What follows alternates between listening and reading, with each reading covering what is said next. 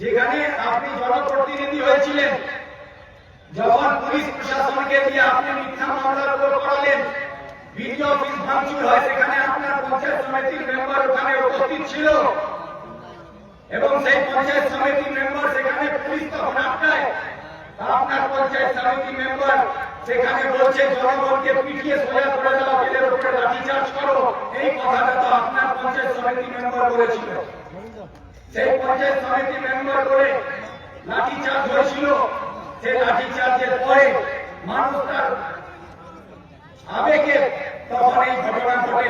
এই ঘটনার দায় যদি কেউ হয়ে থাকে, তাহলে এই ঘটনার দায় হচ্ছে আপনার দলের নেতা কর্মীরা, যারা মানুষকে পুলিশকে দিয়ে পিটিয়ে এলাকায় অশান্তি তৈরি করেছিলেন। তাদেরকে বিরুদ্ধে বলার ক্ষমতা নেই, পুলিশের বিরুদ্ধে বলার ক্ষমতা নেই, বিডিওর বিরুদ্ধে বলার ক্ষমতা নেই। এবং কি করছেন? জনগণের ভোট নিয়ে এমএলএ হয়েছেন, কিন্তু জনগণের পাশে আপনি জনগণের হয়ে একটা কথা বলেননি। আপনি বরঞ্চ পুলিশ প্রশাসন আর বিডিওর হয়ে দালালি করতে গিয়ে আমাদের শেরশাবাদী ভাইদের উপরে এই বিডিও অফিসের চারদিকে যতগুলো গ্রাম আছে তাদের নাম দিয়ে দিয়ে আপনি বিডিওর উপর থেকে 300 লোকের নামে এফআইআর করেছেন, আর পার্টি অফিসের নামে 106 জনের নামে এফআইআর করেছেন। 100 জনের নাম যে এফআইআর হয়েছে তারা অচেনা, আর 6 জনের নামে এফআইআর করেছেন, তার মধ্যে একজন আসামি আমি। এই করে আপনি আমাদের এই এলাকার গ্রামের মানুষদেরকে বাড়ি ছাড়া করিয়ে পুলিশকে দিয়ে লেলিয়ে দিয়ে আতঙ্ক তৈরি করতে চাইছেন। আপনাদের সকলকে আমি সতর্ক করে দিতে চাই যে আপনারা যে খেলা খেলতে চাইছেন, যে আপনারা এই নামগুলো দিয়ে যাকে খুশি তাকে তুলবেন এবং তাদের উপরে অত্যাচার করবেন এবং তাদেরকে ভয় দেখাবেন, তোমার নামটা কাটিয়ে দেবো, তুমি তৃণমূলে চলে আসো, তোমার নামটা কাটিয়ে দেবো, তোমাকে এত টাকা দিতে হবে। এখন কিছু দালাল আপনাদের গ্রামে ছেড়ে দেওয়া হয়েছে, সেই দালালরা সিভিল ভলেন্টিয়ারও হতে পারে, সেই তৃণমূলের নেতারা হতে পারে, যারা পুলিশের হয়ে দালালি করতে আপনাদের গ্রামে গ্রামে যাচ্ছে, যারা গিয়ে আপনাদেরকে বলছে যে বিডিও অফিস পুরানোতে তোমার নাম আছে, তোমার নামটা কাটিয়ে দেবো, তোমাকে 50,000 টাকা দিতে হবে।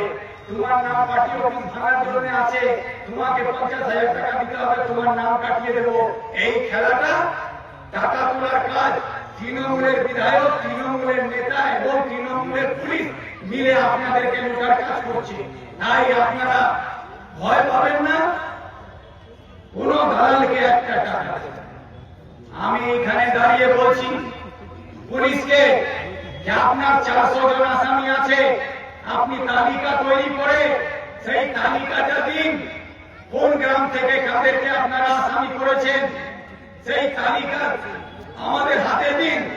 আমি দায়িত্ব নিয়ে সেই 400 জনকে থানায় সারেন্ডার করিয়ে কোর্টে গিয়ে তাদের বেলের ব্যবস্থা আমি করাবো। আজকে যারা জেলবন্দী ছিলেন তারা সবাই আজকে নিজের বাড়িতে ফিরে এসেছেন, তাদেরও বেল করানোর জন্য সমস্ত দায়িত্ব আমরা বহন করেছি আর তাদেরকে আজকে বাড়ি ফিরিয়ে নিয়ে এসেছি। তাই আপনাদের কোনো চিন্তা নাই যে আপনাদেরকে পুলিশ ভয় দেখাবে না তৃণমূলের নেতা, পুলিশ প্রশাসনের ভয় পাওয়ার দরকার নেই। আপনারা নির্ভয় নিজের গ্রামে নিজের বাড়িতে থাকুন। যদি পুলিশ রাত্রেবেলা ঢোকে, পুলিশ যদি কোনো এই বিডিও অফিস পুরানো এবং পার্টি অফিস ভাঙার নামে কাউকে গ্রেফতার করতে যায়, তাহলে আমি আপনাদেরকে অধিকার দিচ্ছি, আপনাদেরকে অনুমতি দিচ্ছি যে গ্রামে পুলিশের গাড়ি ঢুকবে সেই গ্রামে পুলিশের গাড়ি আটকে 4টে চাকা হাওয়া খুলে তাদেরকে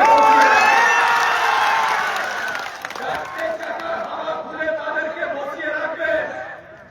এই পুলিশ যার দায়িত্ব হচ্ছে আমাদের রক্ষা করা, জনগণের সম্পত্তি রক্ষা করা, জনগণের প্রাণ রক্ষা করা।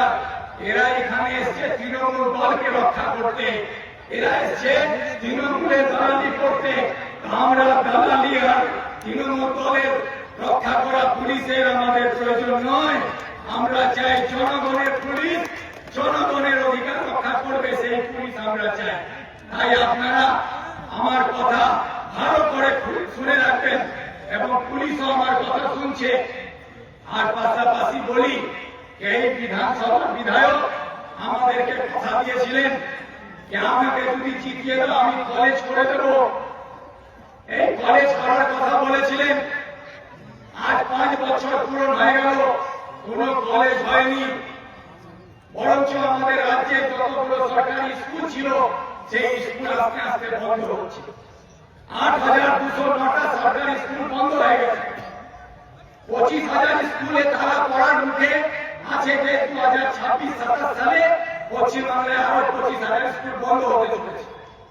সেখানে রাজ্য সরকার তার স্কুল খুলতে পারছে না, স্কুল রক্ষা করতে পারছেন না। তারা কলেজ বানাবে এই মিথ্যা প্রতিশ্রুতি দিয়ে ভোট নিয়েছিলেন।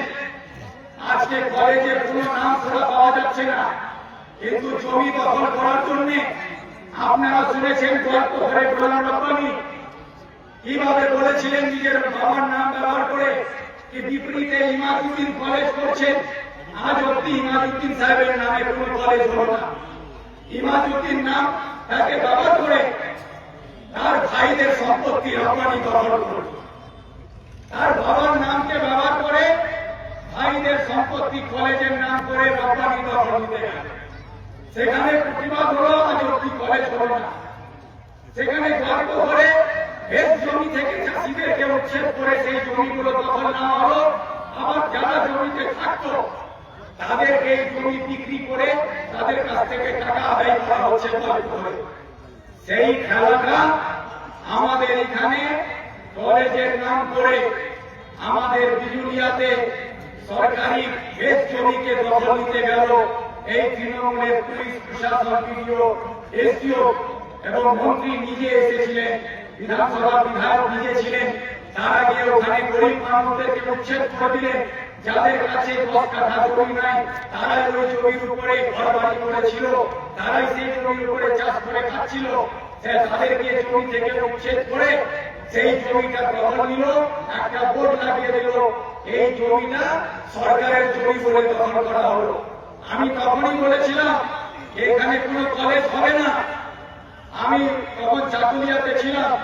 আমি কলকাতায় ফোন করে আমার একজন সহকর্মী, আমার বন্ধু সুদীপ ব্যানার্জিকে বলি কি তুমি উচ্চ শিক্ষা দপ্তরে যেখান থেকে কলেজ হয় সেখানে একটা আরটিআই জমা দাও এবং আরটিআই এর মধ্যে প্রশ্ন করো যে গোয়ালপুর 1 এবং গোয়ালপুর 2 এই দুটো বিধানসভার মধ্যে রাজ্য সরকারের তরফ থেকে কোন ডিগ্রি কলেজের প্রস্তাব জমা পড়েছে কিনা।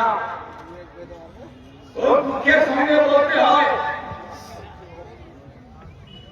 রাজ্য সরকারের উচ্চ শিক্ষা দপ্তর আমাকে লিখিতভাবে জানিয়েছিল সুদীপ ব্যানার্জিকে চিঠি করে কে গোয়ালপুর 1 এবং থেকে কলেজটা বানাবে। এটা হচ্ছে বিজুলিয়ার সাধারণ গরিব খেটে খাওয়া মানুষদের যারা ওখানে 2 কাঠা 3 কাঠা 5 কাঠা জমির উপরে রোজগার করত, বাড়ি ঘর করে থাকছিল, তাদেরকে আজকে গিয়ে দেখুন ওখান থেকে উচ্ছেদ করে দেওয়া হয়েছে। এবং সেই জমিকে ঘেরাও করার জন্য বিধায়ক তহবিল থেকে সেখানে বাউন্ডারি করার কথা বলছে যে বাউন্ডারি করে এখানে কলেজ হবে। সেই কাগজটাও আমি বিজুলিয়াতে দেখিয়েছি। সেই কাগজে কোথাও লেখা নেই কি এখানে কলেজ হবে। এই জমি দখল করে সেখানে যে প্রায় 16 বিঘার উপরে জমি আছে না, 16 বিঘার উপরে জমি, সেই জমি দখল করে আবার সেখানকারই নেতারা ওই জমিটাকে 3 লাখ টাকা করে কাঠা বিক্রি করার ব্যবস্থা করছে।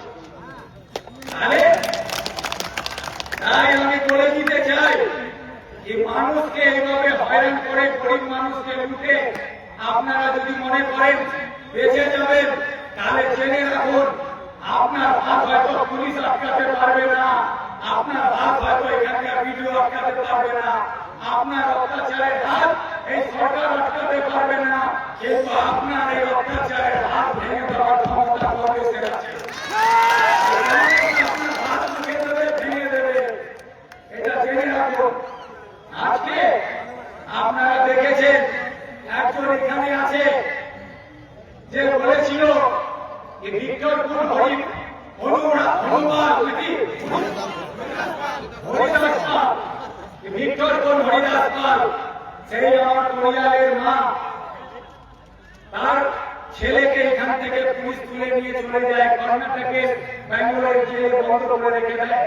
16 মাস ধরে সেই ছেলেগুলো জেলবন্দি ছিল। তাদেরকে বাঁচাবার জন্য কি করতে হবে, কিভাবে আইনি লড়াই করতে হবে, এই সাধারণ মা বাবারা জানতেন না। তারা ছুটে গেছিলেন কার কাছে? তৃণমূলের নেতার কাছে, তৃণমূলের বিধায়কের কাছে, তৃণমূলের মেম্বারের কাছে, সমিতির কাছে, সভাপতির কাছে। এরা তাদের বেদনা, তাদের কান্না, তার যে সমাধান খোঁজেননি, তাদের কান্নার মধ্যে দিয়ে, তাদের বেদনার মধ্যে দিয়ে নিজের পরিবার দেখতে পেয়েছিলেন।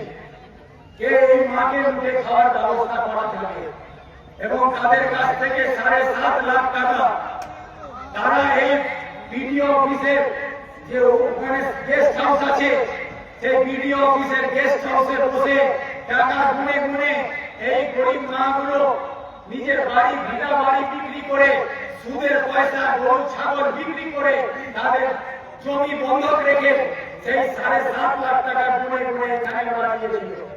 আর তারপরে এখান থেকে 4 জন চলে যায়, যে বাপ জন্মে হাওয়াই জাহাজ দেখেনি, তারা এই মায়ের পয়সায় হাওয়াই জাহাজে ঘুরতে গেছিলেন।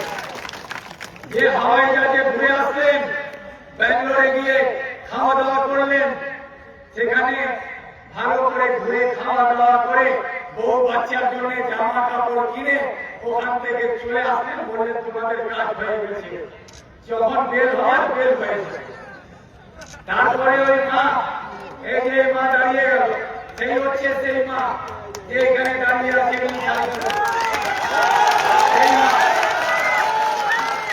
সেই মা তাকে তখন 7.5 লাখ টাকা লুটে খেল, তাদের কোনো বিচার হলো না। তারা অসহায় হয়, কোনো নিরুপায়, কোনো জায়গায় যেতে পারেননি, বিধায়কের কাছে এর কাছে ছুটাছুটি করে পুরো হয়নি। তখন তারা আমার কাছে এসেছিলেন, আমাকে যখন জানালেন, আমি সমস্ত ঘটনা শুনলাম, কাগজপত্র বের করলাম। তারপরে বুঝতে পারলাম এই ছেলেগুলো যদি সঠিকভাবে তাদের তৈরি করা হতো, তাহলে এই ছেলেগুলো হয়তো 1 মাসের মধ্যে বাড়িতে মায়ের কাছে পৌঁছে যেত, তাদেরকে 16 মাস ধরে ছেলে থাকতে হতো না। তারপর এখান থেকে আমি অ্যাডভোকেট ঠিক করে সেখানে কথা বলে কর্ণাটকের উকিল দাঁড় করালাম, সেখান থেকে জেলের ব্যবস্থা করালাম। মায়ের কাছে টাকা নেই, আমি এদেরকে বললাম যে আপনারা গিয়ে যান, যাদেরকে টাকা দিয়েছেন তার বিধায়কের কাছে যান, তাদের হাতে টাকা তুলে দিয়েছেন, তাদের কাছে বলুন কি অন্তত আপনাদেরকে 3 লাখ টাকা দিয়ে দেয়। 4.5 লাখ টাকা ভিক্ষা দিয়ে দিন, জাকাত দিয়ে দিন, খায়রাত দিয়ে দিন, কিন্তু 3 লাখ টাকা ফেরত নিয়ে আসুন।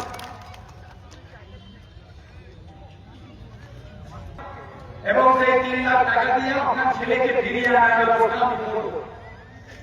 মা ছুটলো, আবার গিয়ে কান্নাকাটি করলো, কিন্তু তারা তাদের প্রতি কোনো সহানুভূতি দেখালো না।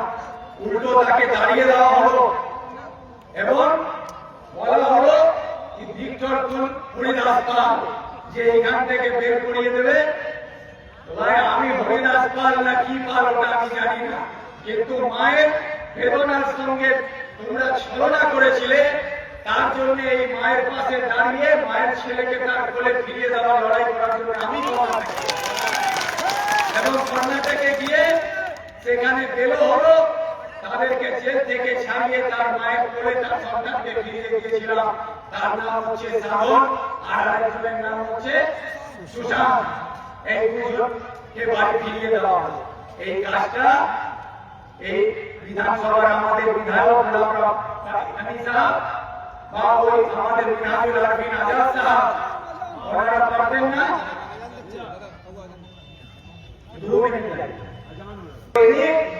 জনগণের জন্য লড়াই করবেন না, জনগণের দাবি নিয়ে, অধিকার নিয়ে রক্ষা করার কাজ করবেন না। মুখ্যমন্ত্রীকে বলবেন না যে আমাদের এখানে প্রাইমারি স্কুল তৈরি করতে হবে, স্কুল তৈরি করতে হবে, কলেজ তৈরি করতে হবে, রোজগার দিতে হবে, মা বোনদের জন্য নিরাপত্তা দিতে হবে, সেই কথা বলবেন না। আপনি কি বলবেন?